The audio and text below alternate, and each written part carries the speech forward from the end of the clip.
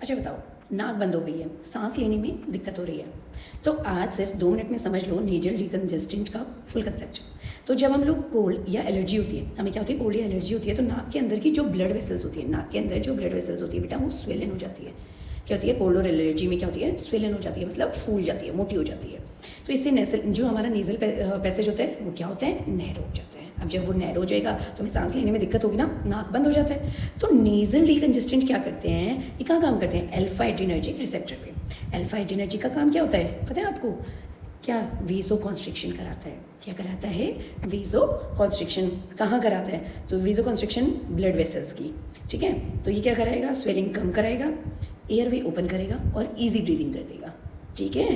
ये जो ड्रग होती है अल्फा 1 को स्टिमुलेट करते हैं, वेजो कॉन्स्ट्रिक्शन कराते हैं नेजल म्यूकोजा में, और आपका जो नेजल पैसेज होता है वो रिलैक्स हो जाता है, ठीक है। वेजो कॉन्स्ट्रिक्शन करके उसको ओपन करा देते हैं। अच्छा याद है, हमने एक निमोनिक पढ़ा था, एक्स्ट्रा ओपन पैसेज, याद है, यही तो ड्रग्स हैं, ज़ाइलोमेटाजोलिन, ऑक्सीमेटाजोलिन और आपका फिनाइल एफ्रीन, ठीक है। अच्छा इनके साइड इफेक्ट क्या होते हैं, वेजो कॉन्स्ट्रिक्शन करा रहे हैं तो आपको पता होना चाहिए, बीपी बढ़ाता है, इंसोम्निया कराता है, ठीक है, क्या कराता है, इंसोम्निया कराता है एंड पाल्पिटेशन कराता है। अच्छा हम कहाँ नहीं देंगे, जो पेशेंट ऑलरेडी हाई बीपी पे होते हैं, हाइपरटेंसिव होते हैं, हार्ट की डिजीज़ होती है जिनको, या हाइपरथायरॉयडिज्म होते हैं, उनको हम नहीं देते हैं। अच्छा एक और बहुत इंपॉर्टेंट है, इसमें एक टर्म आती है, दिस इज रिबाउंड। क्या, रिबाउंड कंजेशन। अगर आप इसको बहुत दिन तक यूज़ करते हैं तो ये क्या कर देता है, उस टाइम के लिए तो ठीक हो जाता है, लेकिन बाद में प्रोलॉन्ग टाइम के लिए ये उसमें रिबाउंड कंजेशन करता है, ठीक है। रिबाउंड कंजेशन में मैंने आपको बताया था क्या होता है, कि पहले नोज़ खुल जाता है जब आप 3 से 5 दिन तक तो ठीक है, लेकिन उसके बाद अगर आप यूज़ करते हो तो पहले तो नोज़ क्या हो जाएगा आपका, खुल जाएगा।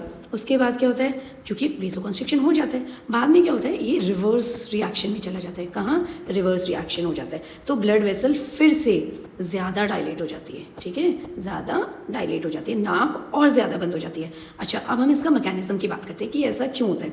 तो कंटिन्यूअस अगर अल्फा रिसेप्टर स्टिमुलेशन होगा, तो कंटिन्यूअस अल्फा रिसेप्टर स्टिमुलेशन होगा तो बेटा क्या होगा, रिसेप्टर एक तो डिसेंसिटाइजेशन हो जाएगा। क्या होगा, receptor desensitisation, loss of effect, okay, and rebound वेजो dilatation.